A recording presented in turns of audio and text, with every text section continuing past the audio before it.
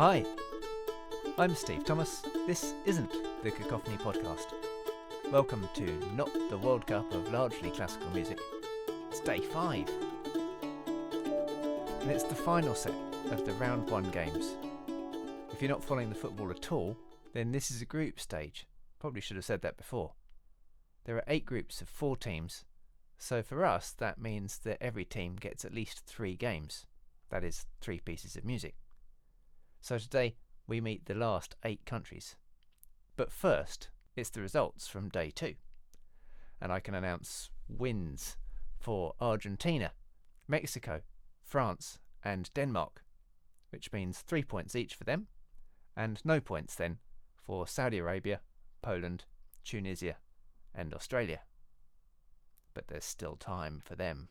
In today's final 4 pairings we have only 3 European countries, and they're smaller countries without big name composers, so this might be 8 new pieces for pretty much all of us. It's certainly been a musical voyage of discovery for me, and we're about to go on a tricky pronunciation one. First up, Serbia and Brazil. Brazil has a long history of what I'm calling Western classical music, and this overture from José Nunes Garcia is from before the time that Latin spirit infected everyone.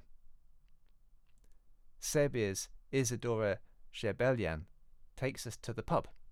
Her piece is called In the Inn. It's not clear if they're showing the football.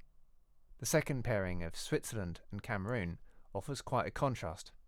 Ernest Bloch's Prayer for Cello from Jewish Life, alongside Munyengue Ngando by the Cameroonian Eboa Lotin, a song with traditional roots and a modern 1960s feel. I have 2 more piano pieces for Portugal and Ghana. A uniquely Portuguese style is the Fado, a kind of coastal blues, tales of pain and suffering from coastal communities that are used to losing fishermen's lives at sea. We're going to hear Alexandre Colaço's Fado No. 6. Ghana seems to have picked up more of a classical feel than the other African nations that have made it to the World Cup. Kwabena Nketia wrote a series of works for piano students, all with a distinctly African vibe and melodies.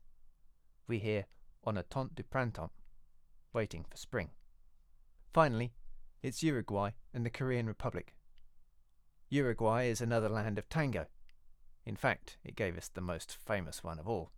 I've lined up the slightly wistful Last Tango Before Sunrise by José Serebríer.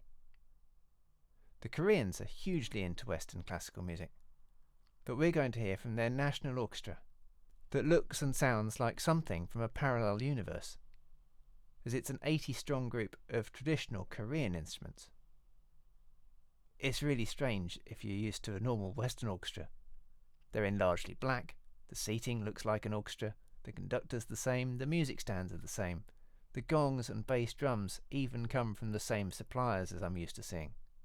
But everything is different. So the final piece today, and the last of the 32 countries, is Horse Thump by Birvaa for the Korean Republic.